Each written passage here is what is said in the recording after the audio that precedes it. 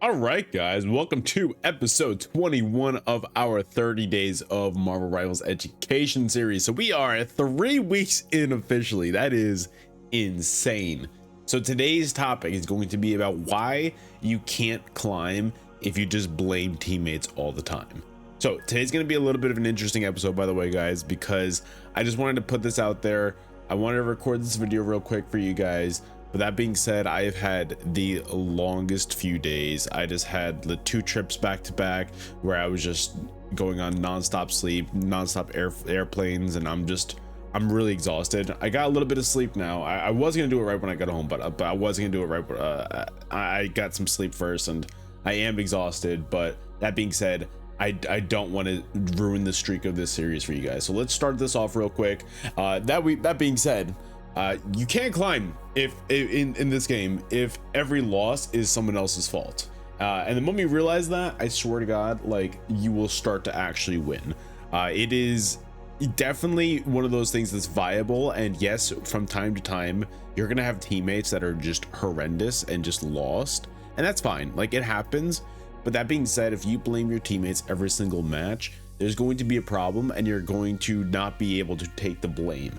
So why does blaming your teammate kind of feel good sometimes, but in the end it hurts you? It kind of protects your ego, right? But it blocks improvement, because what it happens is if every loss is, oh, this is because my support, this is because my DPS, this is because my tank, if you start doing that, you're giving away control of the match. So it's just one of those things that you need to start accepting more blame, and you need to start realizing, why can I do better? How can I do better? You stop reviewing a lot of the facts, stuff like, what could you have done better? If you start to do that, if you start blaming everybody, you'll start to be like, well, I played perfectly, so that's fine. Like, no, even in bad games, there's always going to be one thing you could have changed. I swear, there's so many things that you could change from time to time. So what does real growth look like, right? What does real growth look like? Reviewing your mistakes, even when your team underperformed, that's awesome. Like to me, that's the most humble and highest form of growth. It's like, yeah, your team didn't do much, but if you're still looking at the footage and understanding, hey, like, did I ping enough? Did I rotate fast enough? Did I commit too early to fights?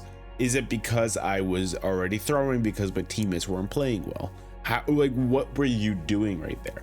How could you have changed it so that you could have been like, well, maybe our team could have had a little bit more of a fighting chance if, I did this instead, or if I did this instead, things like that. Watching replays to find like 1 or 2 key moments that shifted 1 or 2 key moments that will shift the fight and stuff like that, or just things that'll overall just maybe have turned the fights in a certain way. That is what real growth is all about, is when you are at a low moment and you're still understanding, hey, I can still do better. I can still become a better player in so many different forms, because I am always looking for improvement.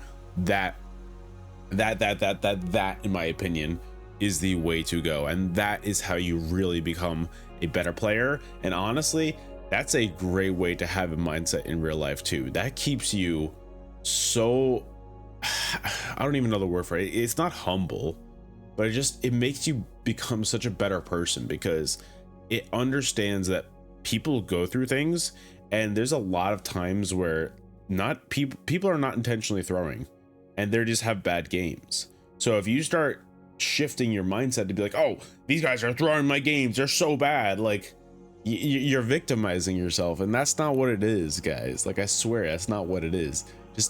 Just ignore that and move past that. So how do you stay focused on yourself, right?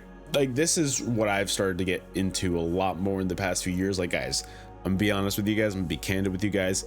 I'm a 30-year-old man.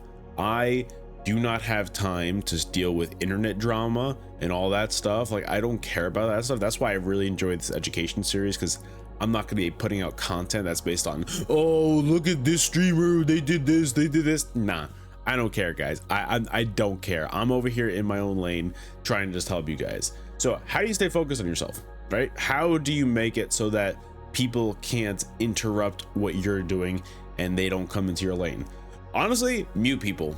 Like, mute people that are in your game that are annoying you. I can't stress that enough. You have zero reasons to keep them unmuted unless you want like entertainment or something like that. But if you really want to win and improve, guys, I'm telling you, if somebody's being annoying, somebody's being rude, just mute them. Like you have zero obligation to put up with their bull. Like, I'm telling you, you don't need it. So focus on your decisions, and your decisions alone right there might be able to help the game. So what you want to do is you want to use losses to build like self-awareness, right? So don't build resentment, because if you start building resentment towards yourself, towards others, then you become bitter and angry and spiteful. And if you do that, then you're probably going to be that teammate that nobody wants on your team.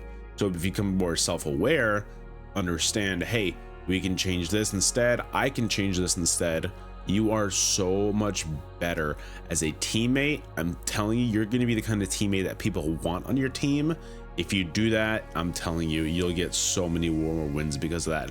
And honestly, the losses won't feel as bad. I promise you that. So what you want to do is you want to also set a goal. Be like, hey, I'm gonna lead this pings. I'm gonna lead with pings like this match, or like I'm gonna lead with like actually voice chat this match. Like if you like decide, hey, I'm gonna do this or the other, or things like, hey, I'll survive longer this game, right?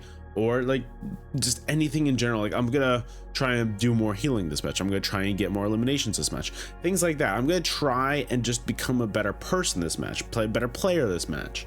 Track your own progress as well. If you keep on tracking that, if you keep on getting better, then if you notice, if in the long run, you become a much more consistent player where you will be able to help your teammates more often as well. So you can't really control the other 5 players in your lobby. Like, it's kind of impossible, guys. There are 5 other human beings, I think, sometimes, but you can control how useful you are in every match. And I think that that's awesome. I think that right there, that's kind of the whole purpose of a team-based game. Like, you can't control the others, but you can control the cog in the machine that is you, and you can understand, like, hey, I'm going to be performing the best. Sometimes it just isn't enough. That's fine. Sometimes it is enough, and you are able to just absolutely pop off and help your team.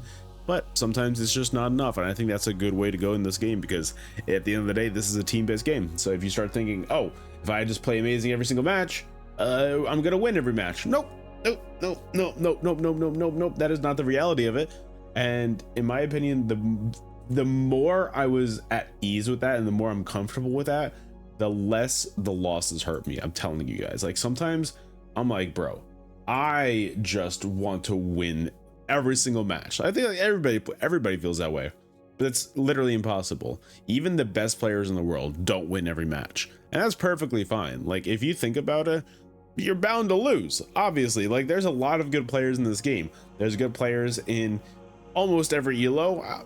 You know what, I'm gonna say there's good players in every elo. So sometimes you're gonna go against them, sometimes you're not gonna go against them. Sometimes they're gonna be in your team, you know, and sometimes they're not gonna be on your team. So I feel like that's kind of how to do it. So what you want to do is you want to have a strong mental state, right? Because climbing in this game is all about mental, right? So higher ranks aren't full of like perfect teams. Like, I'm telling you, there are some players, I'm in Celestial right now, there are some players that are just like, bro, how did you get here? But most of the players, they're full of players who can kind of carry through just chaos, I guess, more or less. Even small mind shift resets are amazing, and so many more players have that, I would say, because, you know, they've made it past a certain rank and such. So small mindsets are things that you can think about to help you mid-game, kind of like, oh, I'll regroup instead of like ego solo pushing, like, right? Like that's the basics of this. So stuff like that. Stuff like, oh, I'll change characters if this helps the comp. Like, I'm not saying that everybody does that. I'm looking at you, dive mains, but I'll change characters if it helps the comp. I've seen a lot more players do that. I've started to do that more a lot lately, because at the end of the day, I do want to win. Like, I do prefer to play Moon Knight, don't get me wrong. You guys know I'm a Moon Knight main, but if I'm like, hey, this is gonna help the team, then I'm gonna do that instead. All right, so I just wanted to close out the video right there, because I don't know, guys, I'm I feel like I'm kind of tripping over my words a little bit today, and I don't know, man. I'm sorry. I'll be better tomorrow, I promise. Thank you guys so much for watching, though, because every game that you're losing with a blaming mindset, guys, is a game where you just missed a chance to grow. So understand that from now on. Understand that if you try to become a better player, even in the losses, you will become a better player. Even if you just put a little bit of effort in, you will become a better player. Take back control, and I'm telling you guys, these wins will follow. So thank you so much for watching this video. I know that it was kind of one of the more disjointed ones as far as me talking and rambling and stuff, so I apologize about that. I'm extremely tired. It's been a very, very long few days. There's a lot of personal stuff going on behind the scenes right now, so thank you for being very patient with me as we continue this series. I'm really enjoying it. So guys, thank you so much for watching. If you could do me some few huge giant favors as we close out this video, hit that like button for me. Like I'm telling you, if you just hit that like button for me, that's all you need to do. But after that, there are more things that you can do to go above and beyond. Commenting what is your favorite movie of the past 10 years? For me, oh god, I don't even know what my favorite movie is. I'm a huge scary movie fan, so I like Long Legs a lot. So yeah, that's mine. And then also subscribing to the channel. I forgot about that. So subscribe to the channel. Thanks guys. I'm not gonna waste your guys' time any further. Thank you so much for watching. I appreciate it, and I'll see you guys on the next video. Later.